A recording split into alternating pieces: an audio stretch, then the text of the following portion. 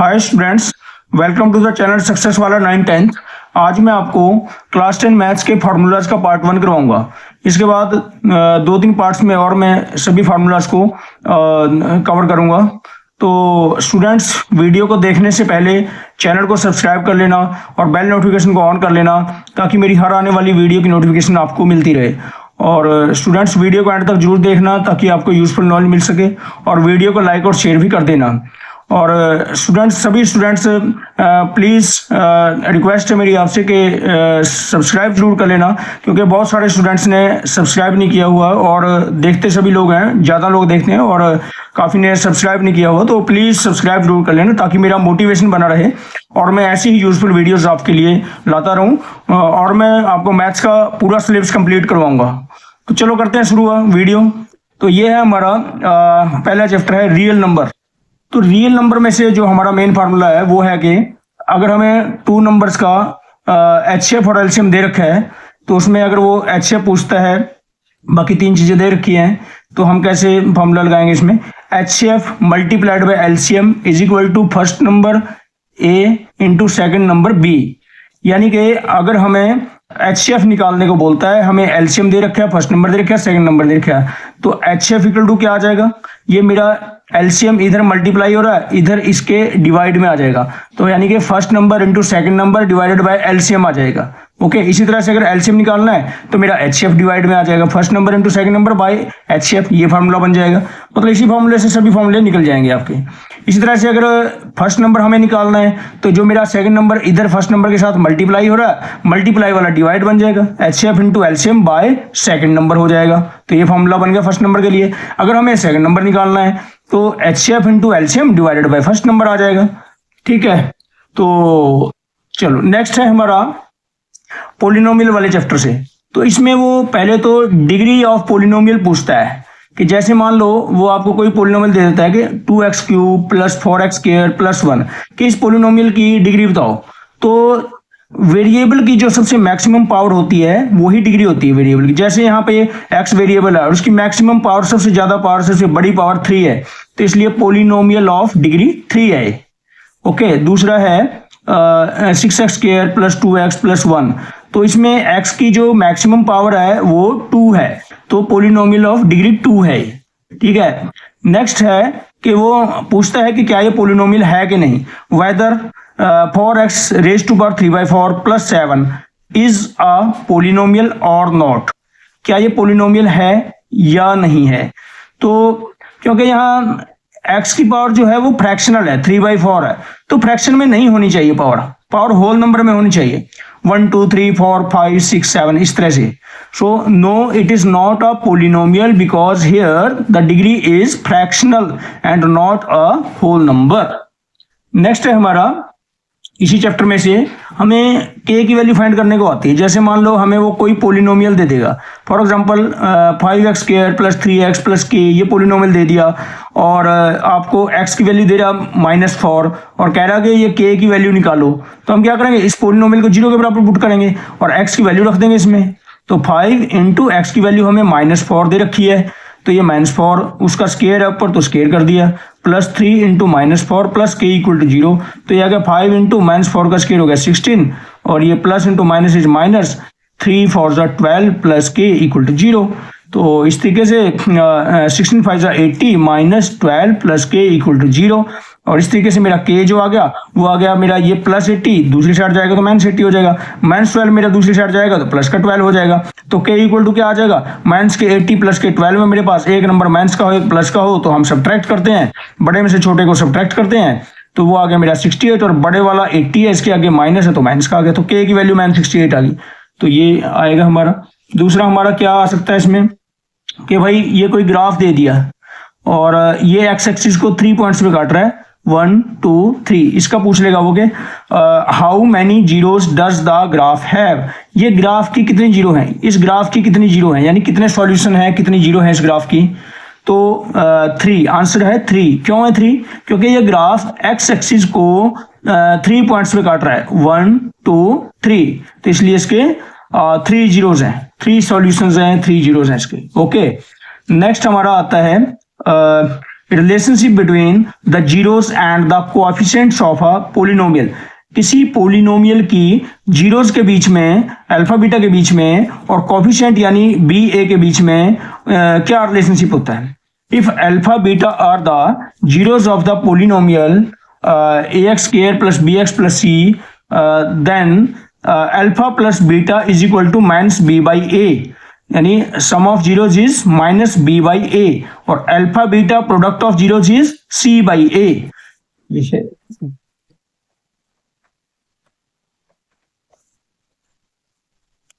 Next है हमारा, हमें एक क्वाड्रेटिक बनाने के लिए आता है, टू फॉर्म है क्वाड्रेटिक पोलिनोमियल। एक क्वाड्रेटिक पोलिनोमियल बनाने को आता है, तो ये कैसे बनाते हैं हम? पी एक्स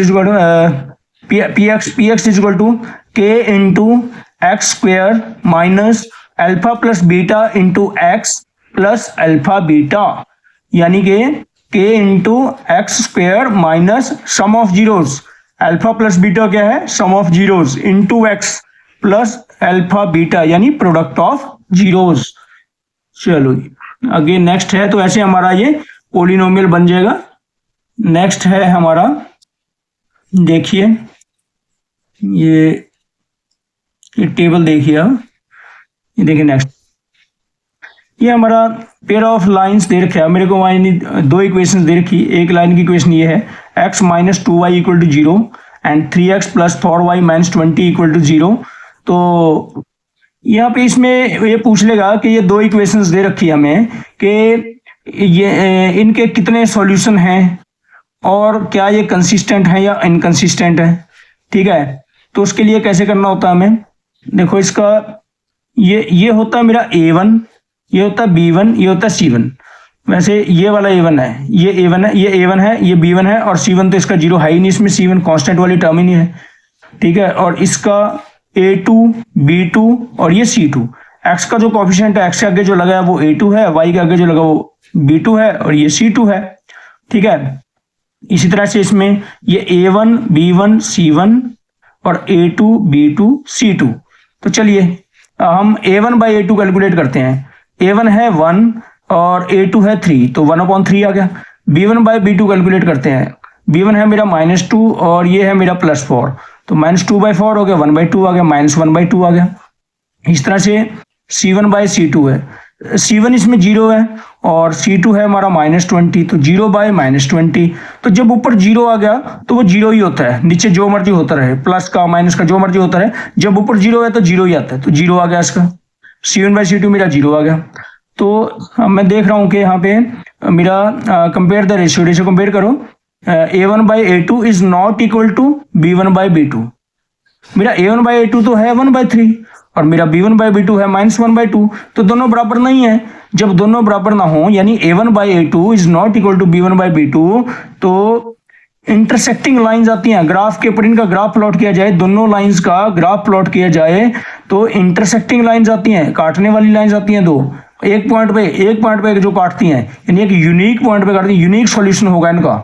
तो सिर्फ और सिर्फ only and only one point पे इंटरसेक्ट करती हैं वो, तो इसलिए यही इसका यूनिक सॉल्यूशन, जहां ये काटती हैं लाइनें, दोनों लाइनें ग्राफ के ऊपर जहां काटती हैं, वही इसका यूनिक सॉल्यूशन होता है। तो अलजेब्राइक इंटरप्रिटेशन क्या होगा? एग्जैक्टली वन सॉल्यूशन, यानी यूनिक सॉल्यूशन होगा। इन लाइनों का, इस टाइप की लाइनों का एग्जैक्टली वन सॉल्यूशन होगा, क्योंकि मेरा A1 by A2 is not equal to B1 by B2। तो ये कंडीशन है यूनिक सॉल्यूशन के लिए और इंटरसेक्टिंग लाइन्स के लिए। और जिन भी इक्वेशंस का चाहे एक सॉल्यूशन हो चाहे अनेक सॉल्यूशन हो, पर सॉल्यूशन है, अगर सॉल्यूशन है तो उनको कंसिस्टेंट कहते हैं, तो ये कंसिस्टेंट होगा। पेयर ऑफ इक्वेशन कैसा होगा? कंसिस्टेंट होगा। अगर कोई सॉल्यूशन ही नहीं है तो इनकंसिस्टेंट है। चलो अगला देखते हैं नेक्स्ट। ये नेक्स्ट वाले में ये दो इक्वेशन हमें दी गई हैं।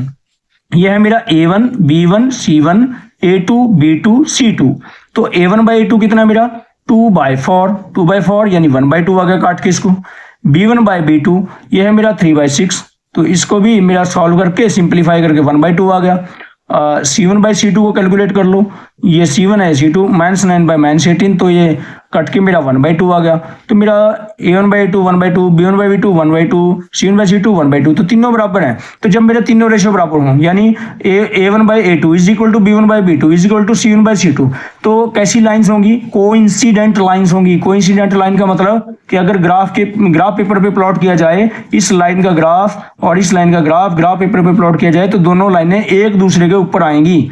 तो और ये ऐसी लाइनें ये इनफाइनाइट पॉइंट्स पे कट करेंगे एक दूसरे को, तो इसलिए इनफाइनाइटली मैनी सॉल्यूशन होंगे। ऐसी लाइनों के इनफाइनाइटली मैनी सॉल्यूशंस होंगे, यानी इनफाइनाइट सॉल्यूशंस होंगे। और जब सॉल्यूशन होंगे, सॉल्यूशन चाहे यूनिक हो, वन हो या इनफाइनाइट हो, तो सॉल्यूशन वाले पेयर ऑफ इक्वेशंस को हम क्या कहते हैं? कंसिस्टेंट बोलते हैं। कंसिस्टेंट पेयर ऑफ इक्वेशंस बोलते हैं। ठीक है, तो नेक्स्ट देखिए आप, ये एग्जांपल है आपका x plus 2y minus 4 equal to 0, और दूसरी इक्वेशन आपको दी गई है 2x plus 4y minus 12 equal to 0। तो यहाँ पे a1/a2 कैलकुलेट किया तो 1/2 आया, और b1/b2 कैलकुलेट किया तो 2/4 आया, यानी 1/2 आ गया, और c1/c2 कैलकुलेट किया तो -4/-12 यानी कि 1/3 आया। तो यहाँ पे ये पहली दो तो बराबर है रेशियो, तीसरी बराबर नहीं। जब पहली दो रेशियो बराबर हो, तीसरी बराबर ना हो, तो क्या होती है? पैरेलल लाइंस होती हैं। यानी यहाँ पे मेरा a1/a2 और b1/b2 तो बराबर हैं, पर c1/c2 बराबर नहीं है, यानी कि a1/a2 is equal to b1/b2 which is not equal to c1/c2। तो ऐसे केस में जब पहली दो बराबर होती हैं, जब पहली दो रेशियो बराबर होती हैं, तीसरी बराबर नहीं होती, तो पैरेलल लाइंस आती हैं। ये दो पैरेलल लाइंस आएंगी, ग्राफ पेपर पे प्लॉट करेंगे तो इसकी लाइन और इसकी लाइन पैरेलल लाइंस आएंगी, मतलब ये दोनों तरफ बढ़ाने पे कहीं भी नहीं काटेंगी। तो जब नहीं काटेंगी तो कोई सॉल्यूशन भी नहीं है इनका, तो नो सॉल्यूशन, तो इनका नो सॉल्यूशन होगा, कोई सॉल्यूशन ही नहीं होगा। और जिन पेयर ऑफ इक्वेशंस का कोई सॉल्यूशन नहीं होता, उनको इनकंसिस्टेंट बोलते हैं, इनकंसिस्टेंट। ठीक है, नेक्स्ट है हमारा ये देखिए, solving ax square plus bx plus c equal to 0 by quadratic formula. तो क्या होता है क्वाड्रेटिक फॉर्मूला भाई? x equal to minus b plus minus root over b square minus 4ac by 2a। ठीक है, तो ये इस क्वाड्रेटिक इक्वेशन को सॉल्व करने के लिए क्वाड्रेटिक फॉर्मूला होता है। तो क्वाड्रेटिक इक्वेशन को सॉल्व करने के दो मेथड हैं। एक तो फैक्टराइजेशन मेथड से हम कर सकते हैं, ये हमने क्लास 8 में भी सीखा है और क्लास 9 में भी सीखा है, फैक्टराइजेशन मेथड से करना। तो अगर फैक्टराइजेशन मेथड से ना हो रहा हो तो हम इसको क्वाड्रेटिक फॉर्मूला से कर सकते हैं। ये वो स्पेशली बोल देता है कि क्वाड्रेटिक फॉर्मूला से करो। ठीक है, तो ये क्वाड्रेटिक फॉर्मूला होता है, ये है हमारा क्वाड्रेटिक फॉर्मूला। तो क्या होता है क्वाड्रेटिक फॉर्मूला हमारा? x equal to minus b plus minus root over b square minus 4ac by 2a। तो जहां पर जो है where B square minus 4ac जो है हमारा, ये it is called the discriminant, ये डिस्क्रिमिनेंट कहलाता है। ये जो रूट ओवर के नीचे वाली चीज है b square minus 4ac, b square minus 4ac, b square minus 4ac मेरा डिस्क्रिमिनेंट यानी डी कहलाता है, कैपिटल डी से डिनोट करते हैं। अब बाकी आता है हमारा नेचर ऑफ रूट्स। अब वो आपको पूछ लेगा कि कोई क्वाड्रेटिक इक्वेशन दे देगा और आपको पूछ लेगा कि इसके रूट्स का नेचर क्या होगा, रूट्स किस टाइप के होंगे इसके। तो उसमें आप क्या करेंगे भाई, आप डी कैलकुलेट करेंगे। डी कैलकुलेट करने का फॉर्मूला क्या है? B square minus 4ac। अगर ये आपका ग्रेटर देन 0 आ रहा है, यानी पॉजिटिव आ रहा है, ठीक है, 1 2 3 4 5 6 7 एंड सो ऑन, ठीक है, तो तब तो आएंगे ऐसी इक्वेशन के, ऐसी क्वाड्रेटिक इक्वेशन के टू डिस्टिंक्ट रियल रूट्स आएंगे, दो रूट आएंगे जो अलग अलग वैल्यूज होंगी। ठीक है, इफ डी यानी कि बी स्क्वायर माइनस 4ac, इस फॉर्मूले से कैलकुलेट करने पे मेरा डी जो है वो 0 के बराबर आ जाता है। अगर मेरा बी स्क्वायर माइनस 4ac 0 के बराबर आ जाता है तो तब रूट कैसे होंगे? रूट का नेचर क्या होगा? टू इक्वल रियल रूट, दो बराबर बराबर वैल्यू के रियल रूट्स आएंगे, जैसे 20/25, 5 7 7, ठीक है, 8 8, इस तरीके से। और तीसरी कंडीशन क्या है कि if D that is b square minus 4ac is lesser than 0, यानी कि नेगेटिव वैल्यू आती है, बी स्क्वायर माइनस 4ac को हमने कैलकुलेट किया और वो माइनस में वैल्यू आ गई, -1 -2 -3 -4 -25 -12, कुछ भी आ गया, माइनस में आ गया, तो नो रियल रूट्स। तो ऐसी क्वाड्रेटिक इक्वेशन का कोई रियल रूट नहीं होगा, दैट इज इमेजिनरी रूट्स होंगे। ठीक है, तो that's all for this video. Please like, share and subscribe the video. Thank you very much.